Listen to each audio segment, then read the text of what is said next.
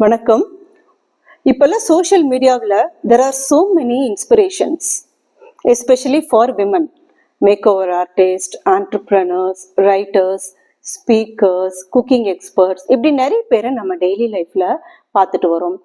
அவங்களெல்லாம் பார்க்கும்போது நிச்சயமா நமக்குள்ள ஒரு ஸ்பார்க் வரும்.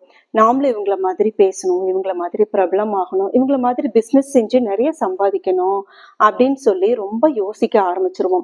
ஒருவேளை நம்ம நினைச்சதை இம்ப்ளிமெண்ட் பண்ண முடியாத ஒரு சுச்சுவேஷன் வரலாம்.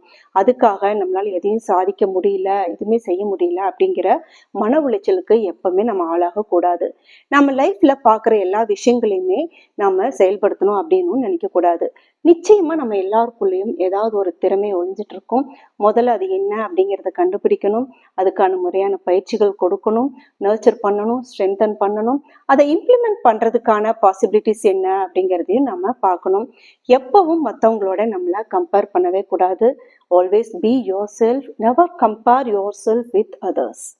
தேங்க்யூ.